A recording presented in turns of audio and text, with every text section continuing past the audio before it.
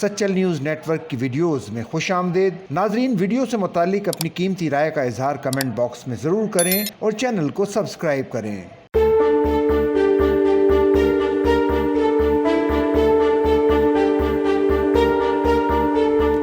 ISPR کے زیر اہتمام ہلال ٹاکس 2025 کے پروگرام کا آغاز ہو گیا، جس میں ملک کے مختلف علاقوں سے تعلق رکھنے والے 1950 اساتذہ کرام شریک ہو رہے ہیں۔ پروگرام میں نامور تعلیمی شخصیات اور صحافیوں نے اپنے خیالات کا اظہار کیا۔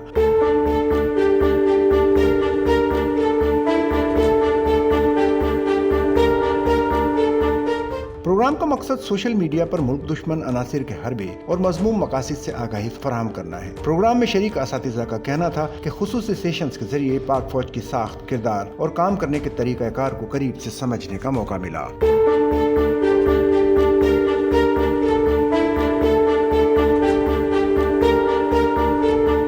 پروگرام میں یہ بھی بتایا گیا کہ بھارت فتنہ الخوارج اور فتنۃ الہندوستان جیسے ہتھ کنڈوں کو استعمال کر کے پاکستان کے خلاف سازشیں کرتا ہے۔ پروگرام کے دوران DG ISPR نے مختلف موضوعات پر اساتذہ کے سوالات کے مدلل جوابات دیے۔ شرکاء نے DG ISPR کی گفتگو کو انتہائی مفید قرار دیا۔ اساتذہ کا کہنا تھا کہ ان سیشنز نے ہماری فکری اور تدریسی افق کو وسعت دی ہے۔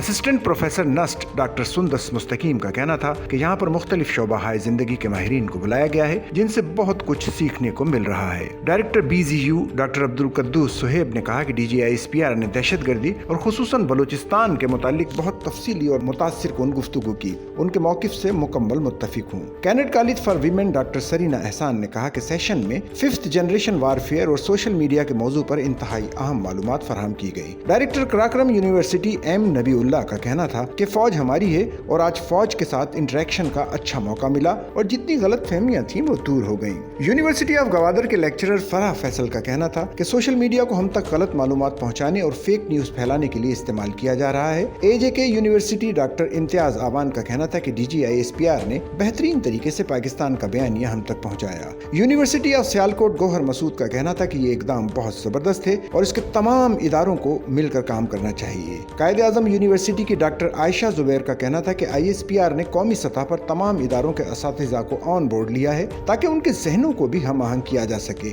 یونیورسٹی آف ایجوکیشن لاہور کی ڈاکٹر عمارہ طارق کا کہنا تھا کہ پاک فوج کی فولادی اور آہنی طاقت ہم نے ہمیشہ محسوس کی ہے اور کرتے رہیں گے۔